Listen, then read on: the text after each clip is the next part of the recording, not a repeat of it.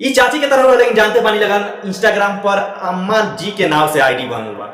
और वो इनके देख के पता चलिए गई हुई कि ये अम्मा जी के बहुत पुराना एक्सपीरियंस बा, का चेहरा के एक्सप्रेशन बा, का ओठ के लिपसिंग बा।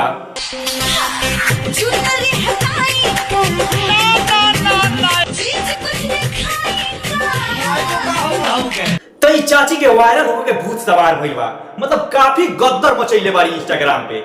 एगो तो हैकनी के चलते परेशान बानी सब।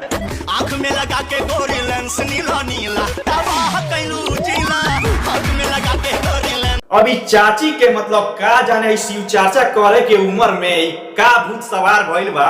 इनका चेहरा के खाली एक्सप्रेशन देख के हमर मियाज गदगदाई रहता।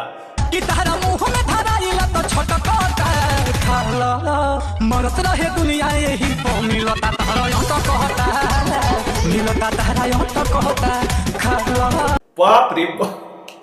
तो यामा जी के हाथ के इशारा से जवान का बुढ़वा पगलाइल फिरे तरसन।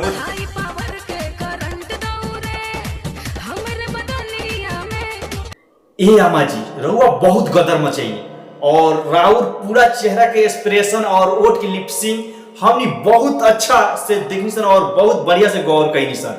बस रउआ के हम एक विचार और सलाह देम कि काश हाई उम्र में, हाई शिव चर्चा करे के उम्र में एक बार काश राम नाम के जप कर लेती तो हमरा बहुत खुशी मिली और देखे वाला दर्शक लोग के भी काफी खुशी मिली।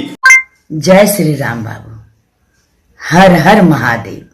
ओम नमः पार्वती पते। हर हर महादेव।